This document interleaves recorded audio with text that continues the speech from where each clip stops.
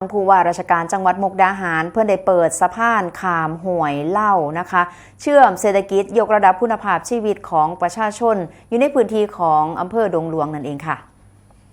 โดยนายวรยานบุญราชผู้ว่าราชการจังหวัดมุกดาหารเป็นประธานในพิธีเปิดสะพานขามห้วยเล่าซึ่งก็ก่อสร้างขึ้นเพื่ออำนวยความสะดวกด้านการคมนาคมเชื่อมโยงระหว่างบ้านห้วยเล่าหมู่ที่7และก็บ้านหนองข้องหมู่ที่8ตำบลพังแดง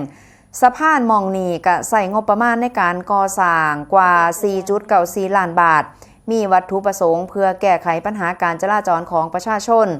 ร่วมทั้งการขนส่งผลผลิตทางการเกษตรให้มีความสะดวกปลอดภัยหลายยิ่งขึ้นโดยจะเป็นประโยชน์ต่อประชาชนในพื้นที่กว่า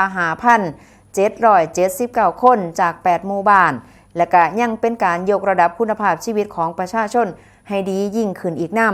ในโอกาสเดียวกันนี้ผู้ว่าราชการจังหวัดมุกดาหารเพิ่นก็ได้บอกว่าสะพานมองนีเป็นโครง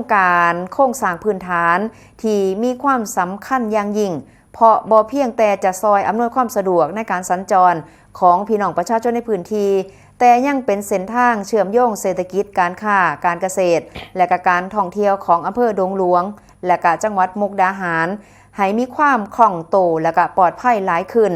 และก็ยังสอดคล้องกับยุทธศาสตร์การพัฒนาจังหวัดและก็การเตรียมความพร้อมเข้าสู่เขตพัฒนาเศรษฐกิจพิเศษมุกดาหาร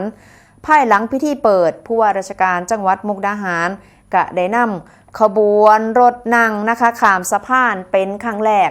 นี่คือการข้ามสะพานเทื่อแรกนะคะเป็นภาพประวัติศาสตร์ในการเปิดใส่งานสะพานห้วยเล่าอย่างเป็นทางการทำกลางความปลาปลื้มปิติและก็ต้อนรับอย่างอบอุ่นจากประชาชนในพื้นที่นั่นเองค่ะ